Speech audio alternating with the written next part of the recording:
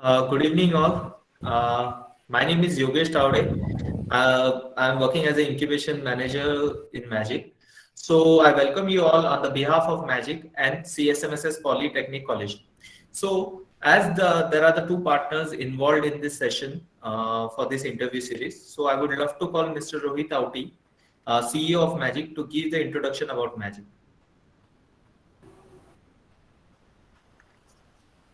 Thanks, Yogesh. Glad to meet you all. Himanshu, when we were in Mumbai, we could not meet, but I heard a lot about your venture from Yogesh. And it's my pleasure to have you here. So, just to quickly introduce Magic, Magic is very closely associated with CSMS Poly. We are India's first sector agnostic regional industry association led incubator and accelerator. Okay. We have been in this business for over 5 years, and we have interacted with more than 5,000 youths, startups, students, faculty, and largely the entire population of the startup ecosystem. We have mentored and supported startups over 1,000 for validating their ideas, helping them with their next steps, though we have not officially incubated them. Officially, we have around 35 startups incubated at Magic, and Magic is in a way agnostic in many ways. So we are agnostic about the background of the innovator. They can be from any background. Okay. So there is no restriction on age, there is no restriction on gender, and there is no restriction on the academic background. So just to give you an example, startups that have worked with us, they range from like 8th pass to PhDs. Okay. The age ranges from like 16, 17 years to 55 years. And a lot of them come from tier 2 and tier 3 towns where the prevalence of the startup ecosystem is relatively limited. So that is one of the focus areas that Magic is kind of working on to make sure that the access to resources, the access to mentoring, access to knowledge for all innovators comes to kind of a common platform. So that is what Magic is all about. We are recognized by the Maharashtra State Innovation Society, as you know, we met in Mumbai. And we are also recognized by the Department of MSME, Government of India. So that's pretty much about Magic. We have a board of 11 directors, cumulatively having experience of around 400 years. So they are all leading industrialists. And unlike most of the incubators that you might encounter, because we are industry association led, the whole process is managed very professionally. So the academic element is relatively limited. We have a team of 4. We come from very diverse background. We have some serial entrepreneurs on the team. We have some astute accounting and finance professionals, as well as smart guys like Yogesh, who have a very deep experience working with MSMEs and who has a first-hand experience of the troubles that MSMEs face. So we have a pretty good mix of talent. And I guess with people like you joining us, giving us an insight into your experiences, it will also provide us a lot of learning that we can take forward while we are nurturing startups. So Yogesh, with that, I'll take a pause so you can take it forward. Okay, that's great, Rohit. Thanks for the great introduction about Magic.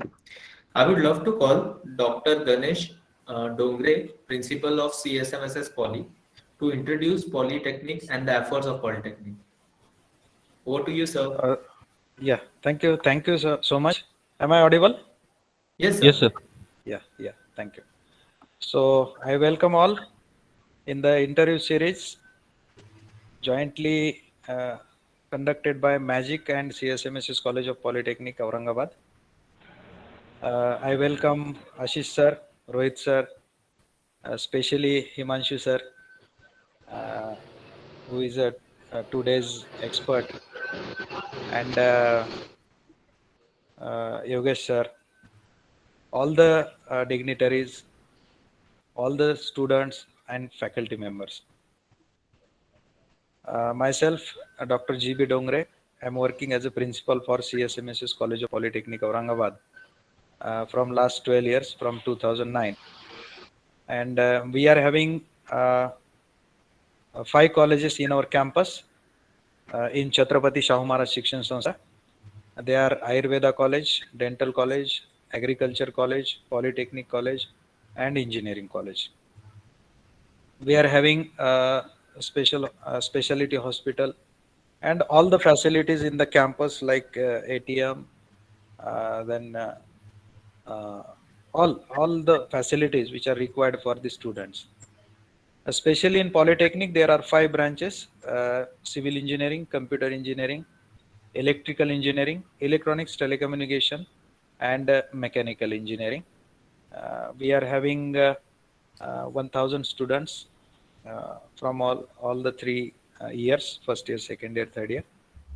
So this is a very good opportunity and good platform for our students and faculty members, that the new technologies like artificial intelligence, data science, and all these new areas are very crucial and very effective and very helpful for our students.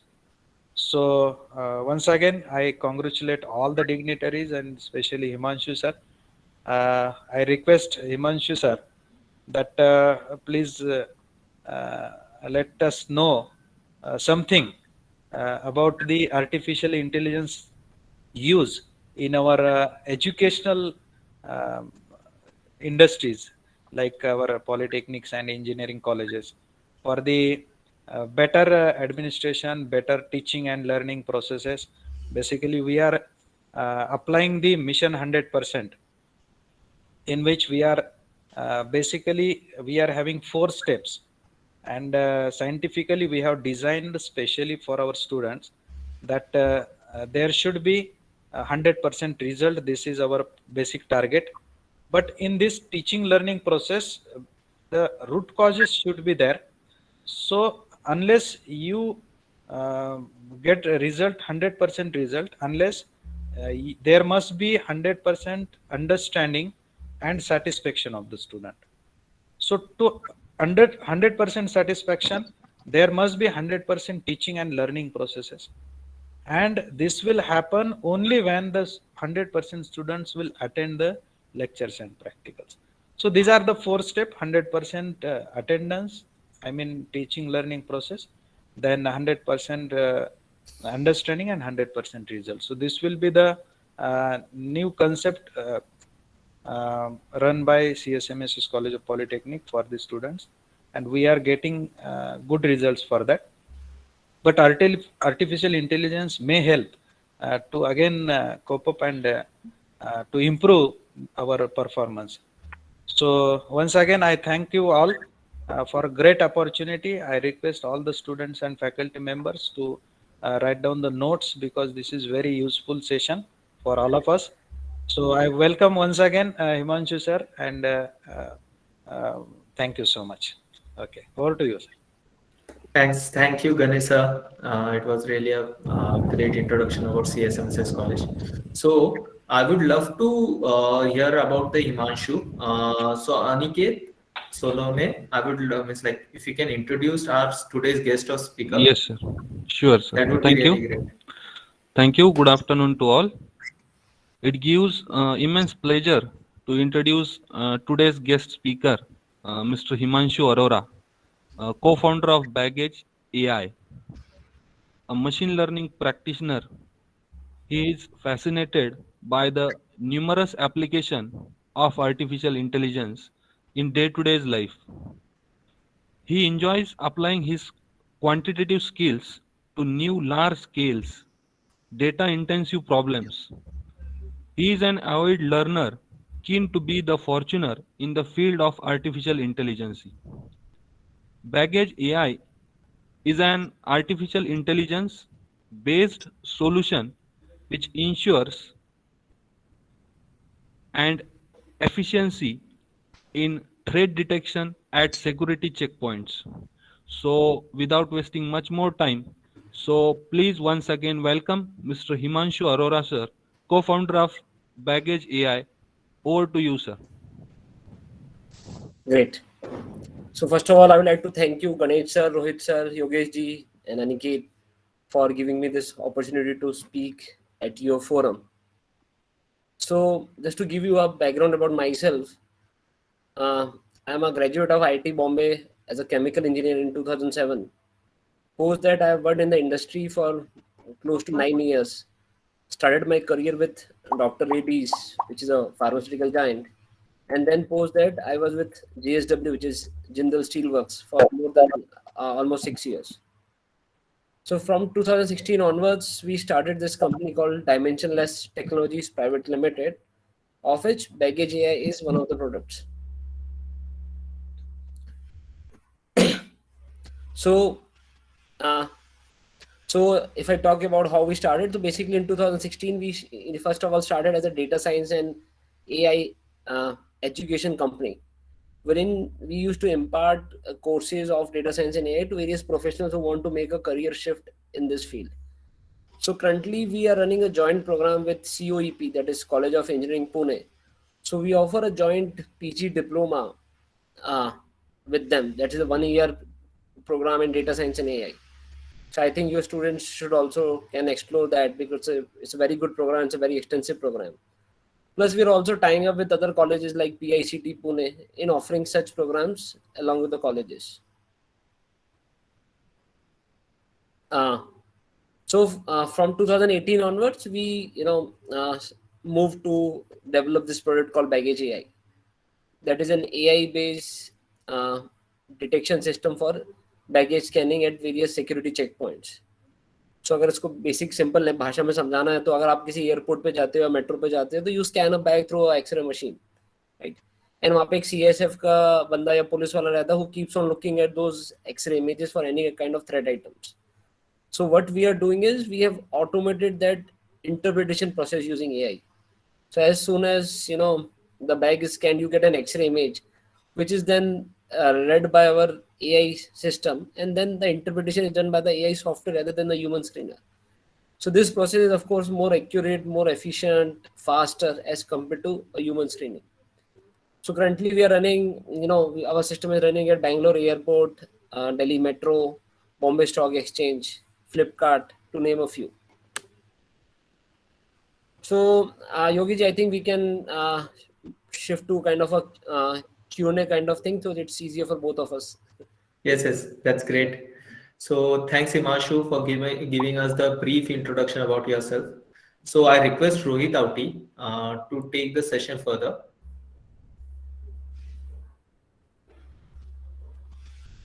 Thanks, Yogesh. Excellent. So I think, Himanshu, you have already answered my first question. So I'll move on to the second question, which typically is a question we ask, or we actually recommend anyone who decides to do any kind of an innovation or who decides to get into entrepreneurship. So if we are to look at Baggage AI and relate it to from where you started, what were those, I would say, inspirations or the real world problems, or maybe the unmet needs that you/your team identified and decided that, you know what, I have a background of AI/ML, I'm good at numbers, I know how to automate, but this is the problem I want to solve. So how did it start for you to purely focus on those baggage screening use cases or applications? Okay. So basically, we are already in the field of data science, AI and ML before starting Baggage AI. So I worked in this field for almost more than 10 years now. Right. So while developing, so what deciding on like how do we want to, like what kind of product we want to launch. So we wanted to be in this vision field, like AI assisted by vision, in computer vision primarily. So we were looking for various use cases which can be very helpful to the end users, and it can which was not possible to be solved before the in augment of AI as such, which you see these days.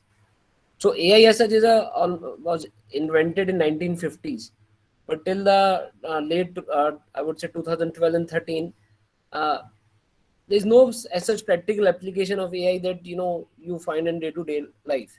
Of course, because of various reasons, lack of data is one, lack of computation power is another one. But the post 2012 and 13, these things kind of must. So now you have huge amount of data being collected along with a very strong compute and algorithms to run this. So we realized that this is the right time to launch a AI product, because now the algorithms are faster. It can be you can develop a real-time application and things like that. So so while going through an airport one day, I just realized that once you scan a bag, you will find a huge queue at all the security checkpoints. अब अगर देखोगे, if you talk about the not the check-ins but the handbag scan होता है, उसमें इतना बड़ा queue रहता है, and you almost waste 20 to 30 minutes in the baggage scanning. Right now, how do airports respond to it? That they kind of deploy more and more experienced screeners, and they train them well so that they can be the process can be more streamlined. But we thought that why not to disrupt this whole thing using AI? So how can a technology totally make this automated, right? So that was a vision on how we kind of inceptionized this idea that using AI we can totally automate the screening process at various checkpoints. So that's how we kind of started. Got it. So, can you talk a bit more about Baggage AI, the product itself? Because you spoke about availability of a lot of data. We also spoke about how that data can be utilized, then how we can bring in more efficiencies to reduce the need of bringing in more manual force or manual policemen or CISF or whoever. So while we don't want to go too deep, but some sneak peek, because the students over here and even my team also would like to have a broad level of understanding what are the elements of this solution? How is this entire thing built? Sure, I'll do that. So, okay, so I'll first of all, if you have to train a good AI algorithm, you need huge amount of data, right? So for example, if I have to just, let's say, I train a model to identify a gun, so I would require at least 2,000 to 3,000 images of a bag which might have a gun, right? So which is of course very difficult to gather. So while we so how do we kind of got access to huge amount of data that we have now today?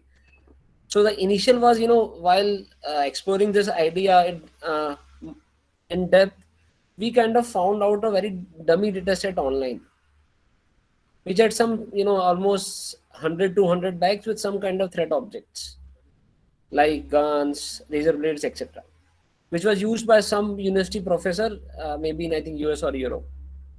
But that was a totally dummy data, nothing to do with a real life application. But that was enough for us to, kind of train our model and get some level of accuracy. So that was the starting point in which we have something to show to any of our end customers.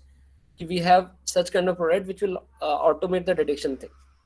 But at that time there was no real data, nothing. So uske baad we started, the actual hustle started. So journey from technology to making it a product basically. So we started approaching our customers. So we straight away went to BCAS. BCAS is a Bureau of Civil Aviation Security. So those are the regulatory body who allows any machine to be put up at any of the airports. And at that point, we were just thinking about airports. Of course, now we think of 10 more places where we can put it, but also airport was the single point focus. So we pitched this idea to them along with a small demo that we have created on just some dummy data set. So they theoretically liked the idea, and then they suggested, why not you kind of approach our airport partners and develop it further and can do a pilot with one of the airports. So with the help of them, we got an access to Delhi airport. And then we started getting real data. So we were lucky enough, and they were like, Delhi airport was very cooperative to give us data of more than, I would say, 40,000 bags. And that too, out of which had a lot of threat objects like power banks, coconuts, knives, guns, etc. So in 2018 September, we did our first kind of an offline pilot with Delhi airport. So from there, the journey kind of started. We started realizing our dream from a technology perspective to making a product.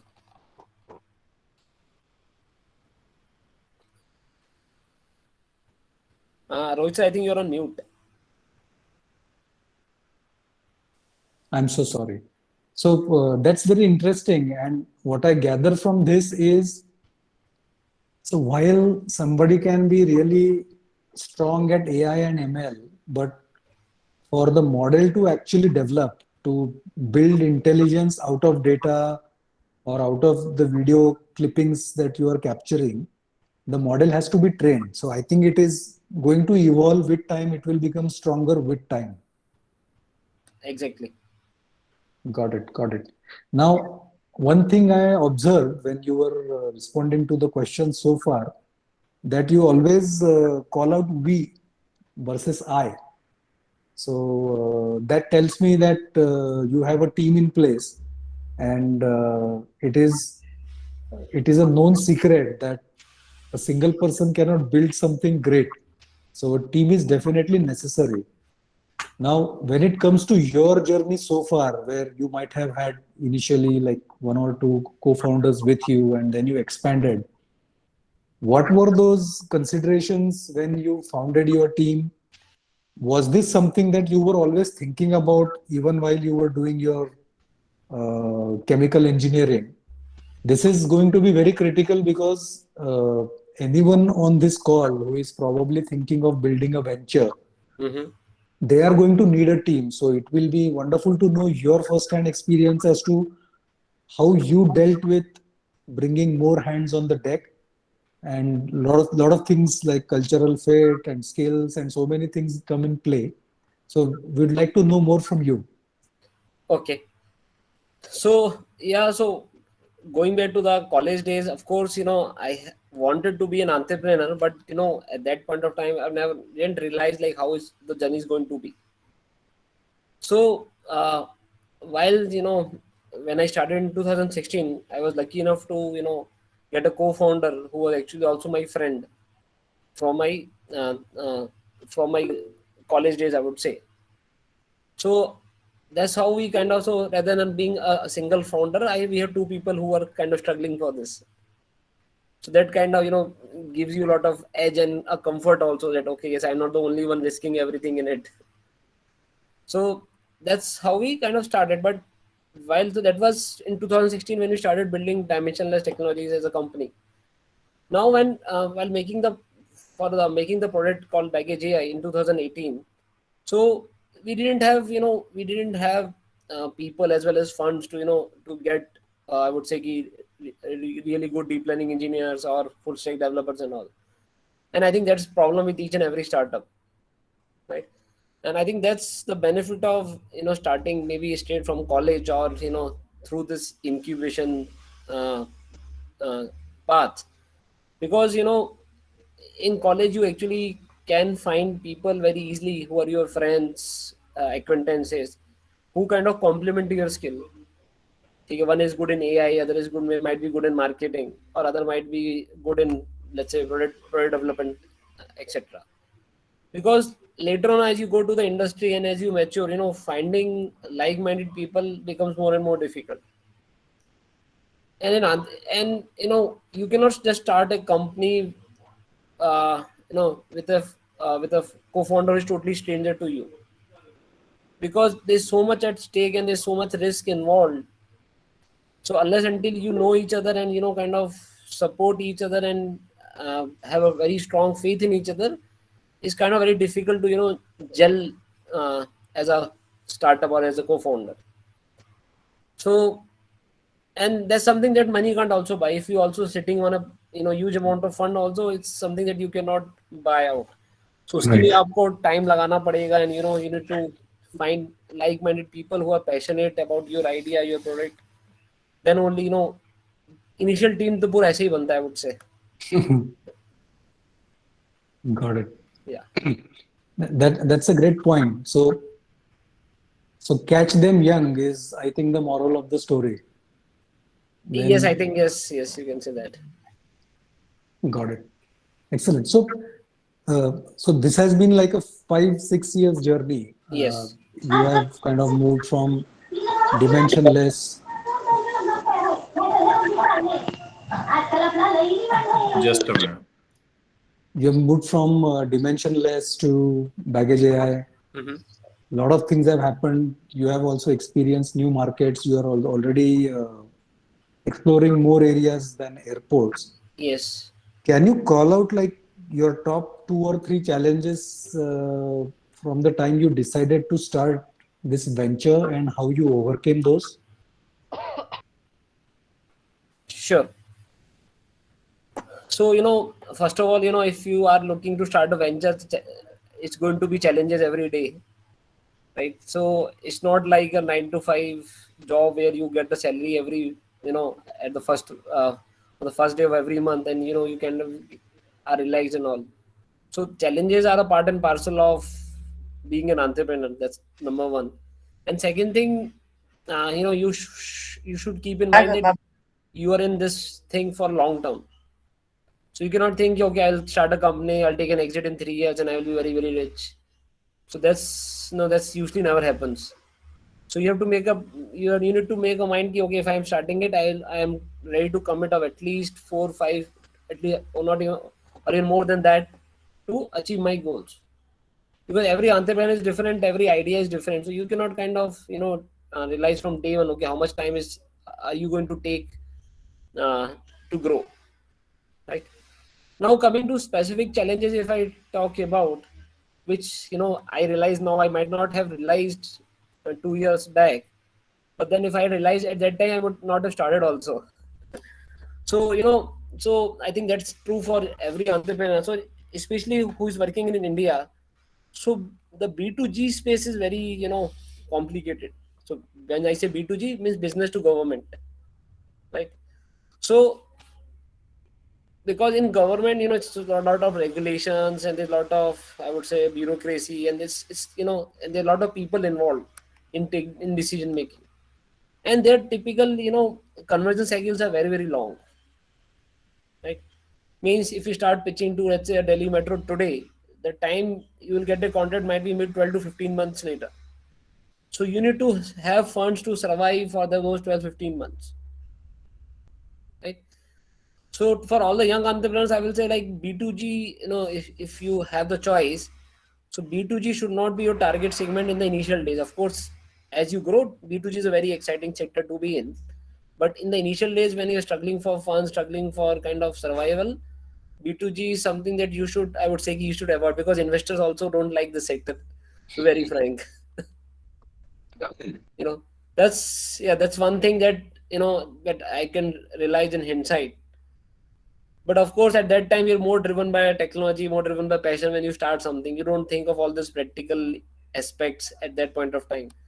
Otherwise, you cannot start if you think of all the problems that you're going to face, right? So always starting a venture is always a leap of faith. You believe in something and then you jump, and then you all the time you realize, okay, this is how I have to figure this out or do something. Interesting fact. And in fact, I can relate this to one of the interviews we had, I think 3 months back, where a Pune-based startup actually has created a road cleaning vehicle, a garbage picking vehicle, which is apt for Indian standards, Oh. and it is a hit product. It's an amazing product. I think one of the product is called probably Garuda or something. Mm-hmm. And he also, like you said, the major customer is the government. And we have couple of clean tech startups, and I conducted one meeting with him and our clean tech startups to learn from him as to how things happen and whether in the upstream or downstream they can kind of plug in at some time. Mm-hmm. I would say he almost said exactly what you said, that when you begin, it is recommended that you don't begin with the B2G. You can keep it as one of the revenue streams or maybe get into it later. But if you say that B2G is the only area I'm going to work on, then you need to have really a lot of patience and a lot of persistence. So I totally get that. So while you're working in a pretty tough, I would say elongated sales cycle based customers, you still have customers and they are utilizing the products. Any special event or events or call outs or feedbacks from these customers that you have experienced? Because it is easy to get experience from, say, a B2C customer, because you have thousands of customers and a lot of them are going to come back and share what they feel about your product. But in this segment where you may have like 10 or 15 big customers, any winning moments, any like anything that made you feel that, you know what, whatever 6 years I have spent, it was worth it. Anything you want to share? Yeah, sure. So one such moment was in March 2019. So we were the winners. So there was a competition by Airport Authority of India called Innovate for Airports, Okay. in which they invited startups who are working for aviation and aviation, or for airports, etc., in terms of new technologies, etc. So we were also one of the participants in that event. So there were almost 350 participants, and out of those 350 participants, they shortlisted 22 participants, which we are one of them in the 22. And after that, they selected 8 startups. So luckily, we were the winners of that Innovate for Airport competition by Airport Authority of India. So that was kind of a turning point in terms of our product, because that gave us a lot of confidence in belief in what we were doing, and it was kind of a, I would say, approval from the authorities itself, like, yes, this is something that we want. So that was, of course, a turning point, and then kind of open a lot of doors for us. So after that, we were able to do a pilot with Pune Airport. That was again supported by Airport Authority of India. And then over the time, we kind of moved across other verticals also. Like, so right now, Flipkart is also our customer in a similar product like Baggage AI. So I would say that event actually helped us, to kind of, move forward and steer through all the challenges that we are facing at that time. Got it. Yeah. So in general, and I would also probably say that Dr. Dongre already gave us a head start on this question. I was just worried that he's going to ask this question on my behalf, but Okay. thankfully did not, but he did touch upon it, that if you look at AI and machine learning in general, where do you see the next opportunities coming up, which potentially may be untapped or maybe not tapped as much, where students can start focusing? So if you look at the trends, how people are using data or visuals or unstructured data and using AI ML to derive intelligence and decision making out of it, like you focused on a very specific use case, and Right. some other guys might be doing something else as well. But can you like call out, if at all it is on top of your mind, 2 or 3 areas where the application of AI and ML can be really phenomenal, where it is probably most needed today or in the next 5 years? Okay. So No, so basically, I will tell you both the pros and cons of AI as such, right? So AI is, of course, it's a very big transformation in terms of the technology that we, perceive, or the products that we use. And we are just right now, we're just at the tip of the iceberg. So most of the things are yet to be explored, right? So if I just focus on Indian markets from the perspective of Indian markets, so still AI is at a very, very nascent stage. So any startup who wants to work, uh, in the field of AI plus vision definitely has a lot of scope. Plus AI plus language models. So India being such a diverse country where you have so many vernacular languages, so you'll find a lot of companies coming up with lot of kind of speech recognition or chatbots or things like that from the vernacular perspective. Hmm. So, like for example, imagine that you speak only Marathi or let's say Telugu, and you want to book a ticket on IRCTC just using speech. So the automation, automation of these portals using AI, I believe is something that I could foresee. I mean, coming in the next 4 to 5 years. Wow. Other than that, reinforcement learning is also one field, but still, it has limited practical applications as of now, and mostly people in the gaming and other fields are using it. But yes, especially in the manufacturing domain, you might find some applications of reinforcement learning maybe after 5 to 6 years. Got it. Can you elaborate a bit on reinforcement learning just for the benefit of everyone on the call? Sure. So basically, you can divide machine learning or AI in three fields. One is known as supervised learning, one is known as unsupervised learning, and of course there are other things also. But yes, the third you can call it as a reinforcement learning. So to explain you in a very basic example is like if I have to make a system to play a game of chess, right? Hmm. So where a human player is putting up his pieces, and what the machine is doing is like it is calculating a winning score at each and every position, and it is learning from the environment as well as from the opposition, and then learning itself to take a decision. So this is different from a supervised learning like what we are doing at Baggage AI. Right? This is more towards learning from the agent and the environment with the help of certain reinforcement or rewards, as they say. Okay. Yeah. Got it. Interesting.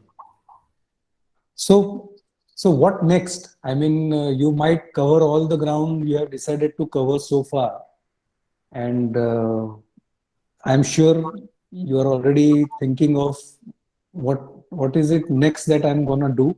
Probably leveraging everything you have learned or experienced with Baggage AI. Anything you want to share with everyone on the call?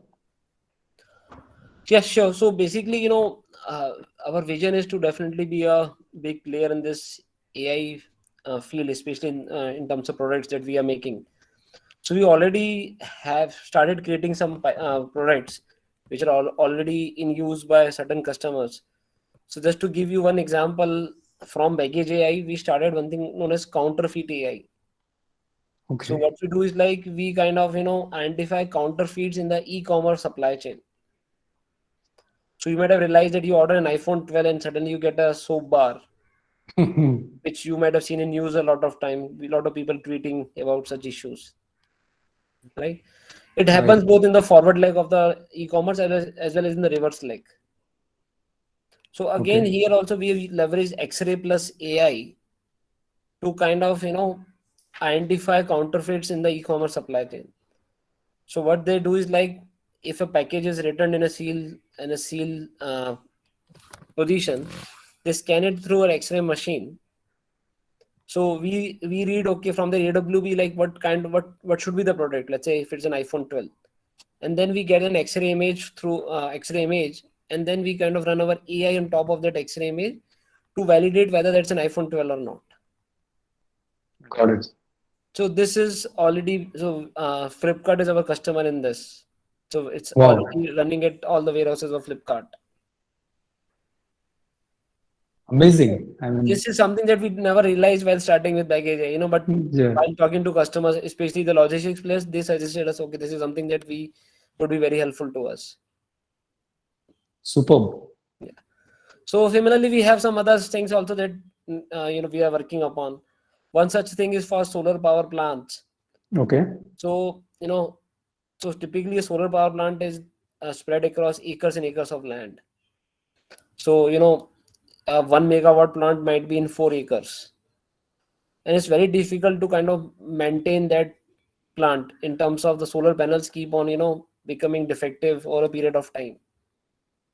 So what we do is like so drone companies take the thermographic images of those plants. Thermographic is like infrared images of these plants.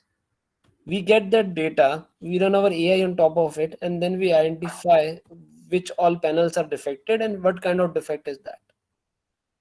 Mm-hmm. So we help the operation and maintenance company to, okay, we pinpoint, okay, you have to go to this so and so panel, and this is the defect that you have to repair. Got it. That helps a lot to these companies in terms of saving their O&M costs as well as the production losses that they incur because of damaged panels and all. Correct. So our plan Wow. is to now to grow in these areas in which we already have our roots in the last 3-4 years, and we want to keep on building up products like this. Got it. Very interesting. This is a very common question, and I think it's also a myth, but you touched upon this when we began the interaction. Mm-hmm. So you're a chemical engineer Okay. and you are working on AI ML, Mm-hmm. and you are like really deep into it.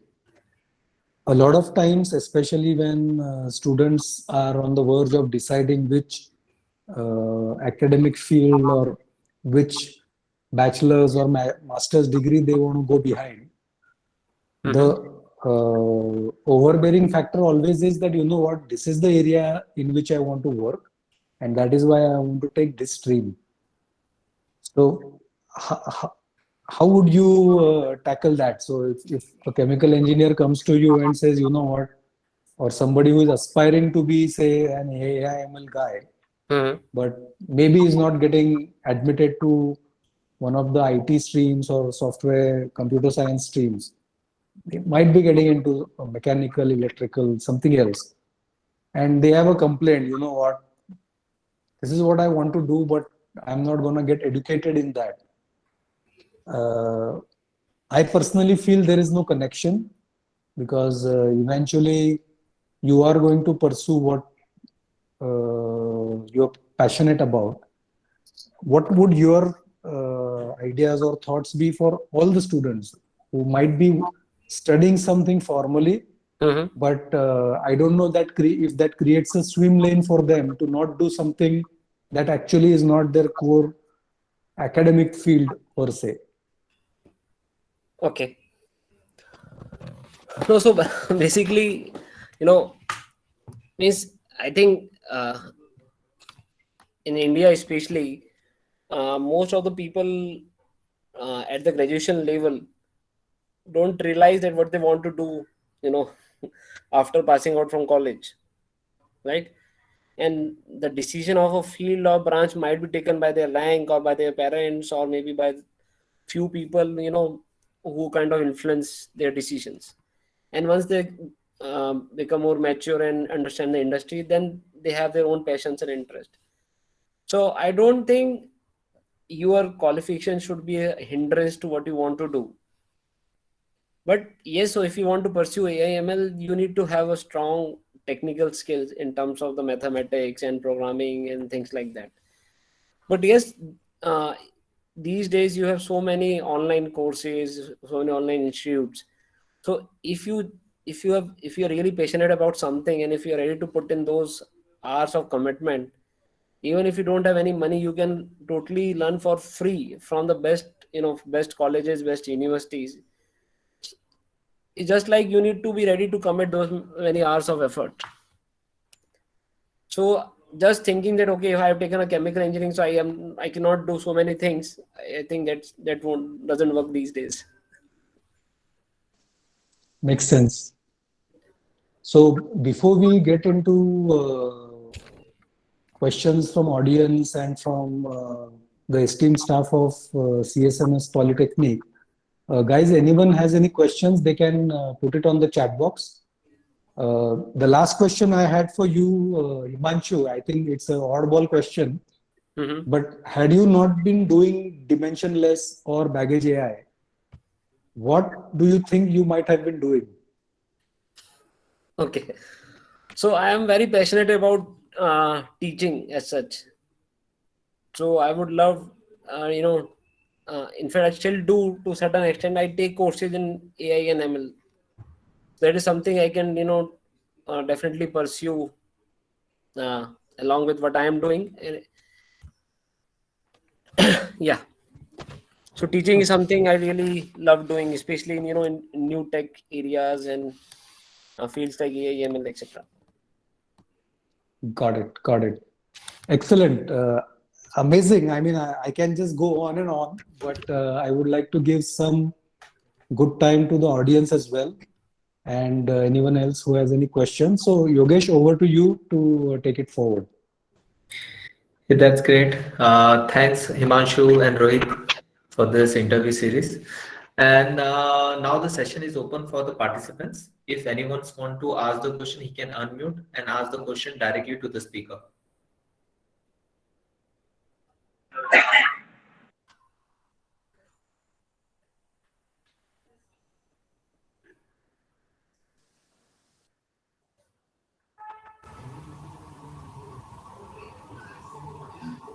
Dr. Dongre, would you like to ask any question?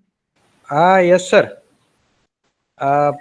Question यही है sir को कि Himanshu sir, it was very great session. मेरा question है कि अभी हमारे जो स्टूडेंट्स है, they are just after 10th, so they are in diploma in engineering and technology. So basically they are having basic subjects for computer, electronics, electrical.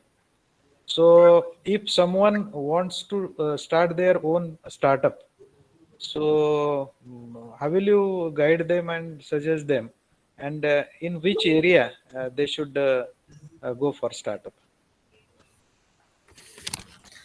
So, first of all, Ganesh sir, I think it's not about the technology that takes the decision about what you want to do, rather the problem you're trying to solve. So basically, if anybody wants to be an entrepreneur, first they have to identify what is the problem that they want to solve, and that is typically you learn from seeing your surroundings or talking to people or working in an industry and things like that. So that's how you start first of all, that okay, this is the problem that I want to solve. Then to solve that problem, maybe I want, let's say, this technology or this skill. So then you have to see okay, whether I know that skill or I need a team member who knows that skill. So उसके बाद फिर वैसी team बनानी पड़ती है. And then you keep on, then after some time you realize, okay, I need money for it. Then you have to raise funds for that. Then you realize, okay, I have to want customers. So I need sales and marketing people. So then you will hire those people. So I would say it starts from identifying the problem first and then aligning yourself to solve that problem. Okay, fine. So is there any list of problems? India is a developing nation. It's huge. Correct. So they must identify their local problems. Yes, means I think that's the easiest way to start. Okay, 2-3 options you may suggest. No, so I cannot suggest as such. Means again, it's up to the individual. Yeah. So, but yes, so maybe something related to like, so if like in education is something that of course is a very big problem as well as big opportunity in India, and all the we have all the students over here who already are being a part of our education system from the last 15-16 years, Correct. which they understand very well. So how they can improve the Indian education system, how they can kind of improve the quality of education and things like that. That could be something that is always a space where they can work upon, Yeah. right? Great. Thank you so much. Thank you. Yes. Thank you, Ganesha. Himanshu, I was also having one question. So, can you just give me a brief which projects you are working right now, or what things or what innovative project you are thinking to pursue in future? Yeah, so I already spoke about baggage AI, counterfeit AI, and the one with the solar thing. We're also working on, basically, so these three projects were from the computer vision perspective. We also started working upon, speech and language models also. So one product that we are developing is to basically identify telecommunication frauds. तो आपने observe किया होगा कि there are a lot of fraud calls that Yes. you might be getting, and then a lot of people, especially educated, techie youth, gets trapped in such kind of scams. Either you आपने दे सोचा होगा खुद को, या किसी ने किसी आपके फ्रेंड ने ऐसा हुआ होगा कि मेरे 5,000 रुपए कट गए या 10,000 रुपए फ्रॉडस्टर को मैंने दे दिए, in terms of maybe enhancing the credit card limit, or maybe a UPI payment, or maybe an OLX or Paytm, things like that, right? So such kind of financial frauds are increasing day by day. So what we are developing is so we're creating an Android an app basically that will run on your phone in the backend. And so if you're talking with an unknown number, not for your friends or family, but an unknown number, and then you're having a conversation in which he's kind of tempting you to give those details to you, like a CVV or a OTP or a UPI pin. So we are creating an app. So on the basis of analyzing the conversation, it will give you a real-time alert to identify those frauds. That's really great. Okay, so this is that. Say for example, somebody asks for an OTP, which everybody knows you OTP nahi dena chahiye, but still they give, right? But if you get a real-time alert, this call might be a fraud, so that creates a different level of support in terms of revealing those details. So that is something which is work in progress right now, and we believe to launch the first version maybe after 3 months. Yeah, that's really great. Thank you. That's a great idea. Any further questions? Yes, I please. have one question. Sir, kindly suggest various kinds of projects that student may do in the field of AI,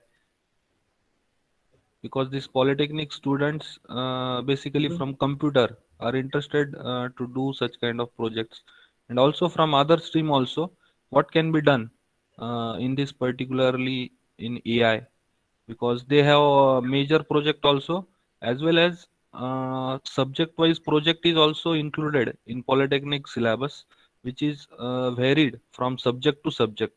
So if any student is interested in AI, he can start from first year itself.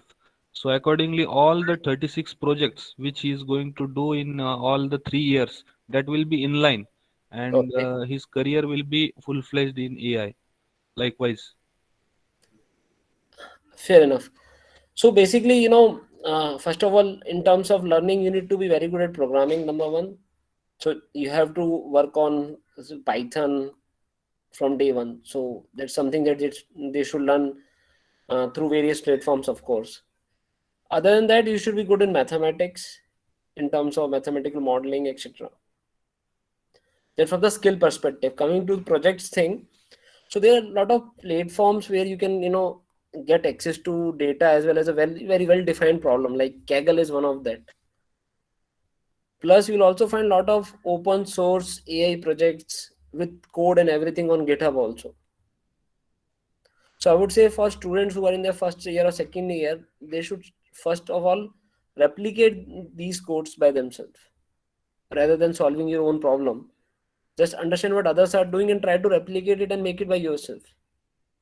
because in that case you will already have data, access to data, a certain level of code which can help you, write your own piece of code.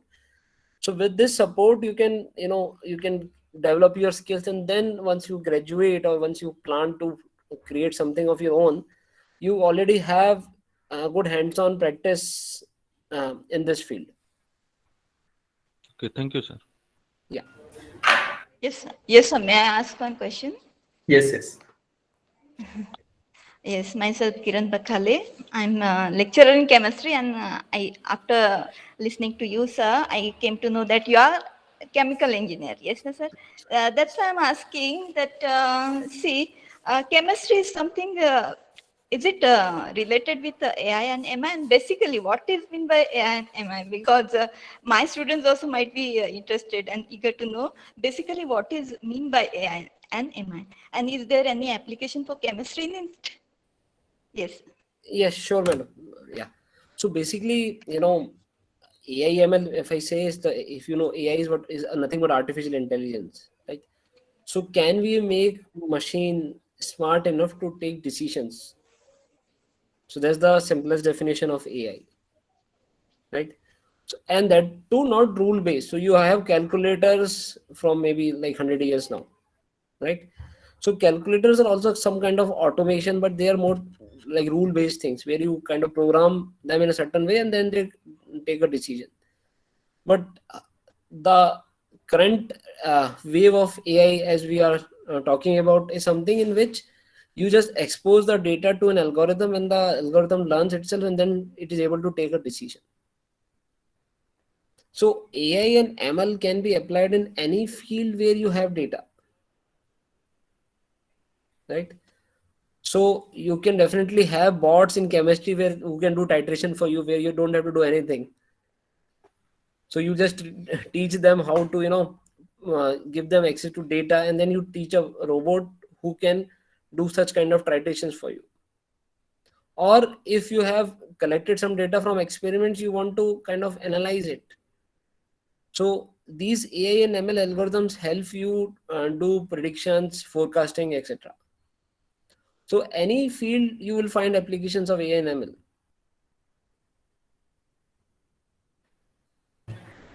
Okay, so thank you. Yeah. Thank you. Thanks. So Rushikesh is asking, what advice would you give to someone who is trying to become an entrepreneur? Okay, so basically first thing is like you have to always start from a problem that you want to solve, and you should be really passionate about solving that problem. You cannot just just focus on, like, since there are a lot of unicorns coming up in India these days, that should not be a motivation to start, because to become a unicorn you need to grill yourself for maybe 6, 7, 8 years. So unless until you are passionate about your idea and the problem you're trying to solve, you cannot survive those 6, 7 years, because you're going to face challenges, failures every day, right? So start with the problem, keep a point that you're going to persevere in this venture or a startup for a long period of time. Because what I've realized is, like, once you kind of make up your mind that, okay, this is the only thing that I'm going to do, and there's no plan B, so you kind of start getting some way outs to solve the day-to-day challenges that you face. Hope I have answered your question. That's great. Thanks, Rushikesh, for asking the question. So I think we are at the end. So I request Kailash, Professor Kailash, to give the vote of thanks. Thank you, sir. Am I audible, sir? Yes, sir. Yeah. Okay. Good evening, all. I'm really thankful to Himanshu Arora, sir, who is the co-founder of Baggage AI, Mr. Yogesh Taude, sir, Rohit Auti, sir, for their excellent conduction of this Magic interview series. Basically, this AI is the new domain for our student to learn about the new technologies. I also have one question for Himanshu Arora, sir. Sir, let me sum up in within 2-3 lines that as you told that AI is useful for online shopping, advertising, or digital personal assistant, then machine translations, and also during COVID-19, we also seen AI has greatest importance as far as the thermal scanning is concerned. So, sir, are there any threats of using AI as far as the results are concerned? Yes, sir, definitely. So if I say AI is nothing but a set of a mathematical algorithm only, Okay. right? And it is as good as the data you feed in. So AI models can be biased. They can be, kind of, you can say racist also in terms of certain applications like facial recognition, etc. Okay. Right? So while creating any AI product, you need to be very careful about what kind of data you are going to train it and test it. Okay. And it should kind of replicate the kind of data that you're going to see in the production. Because if there is a data drift, then definitely your models are going to fail. So that's something that still AI the technology is not able to overcome such challenges. Okay. Means during COVID-19, it has happened many times that people were having normal temperature, and still they found that they are having higher temperature. So that I asked, are there any threats of using AI? Not only during COVID-19, but in other domain also, we are seeing we can't believe 100% on AI. So is it true? Sir, yeah, so basically, there are companies who are building a self-driving car also, Okay. right, with the help of AI. Okay. In that, we are going to trust AI with our lives as well, Right. right? So still the technology is, still getting mature day by day. So, and I'm very much hopeful and sure that, AI algorithms are going to surpass human level accuracy in the next 3-4 years. Okay. And after that, you will find more applications of AI coming in your day-to-day life, Okay. even in areas which are, kind of very like risky areas like security or healthcare, etc. So you'll find a lot of AI applications in healthcare also, where rather than a radiologist or a doctor, the AI engine will look at your X-rays and decide whether you have a disease or not. Thank you. Thank you very much, sir, for sharing your valuable time and guiding our students. I'm really very much thankful to all the AI team members and our honorable principal, Dr. G.B. Dongre, sir, for giving permission to conduct such a beautiful program for all the students. I'm thankful to all the faculty members and students for their active participation in this Magic Interview series, which is jointly conducted with CSMSS College of Polytechnic. So thank you, one and all. Thank you very much. Thank you, sir. Thanks for having me. Okay. Hi. Thank Thanks, you. Himanshu. Okay. Thanks, Himanshu. Thank you. Thanks all. Yes. Thank you so much. Thank you, sir. Thank you, Hello. Ganesh. Yeah. Thanks, Roy. Thanks, Yogesh. Bye bye. Yeah.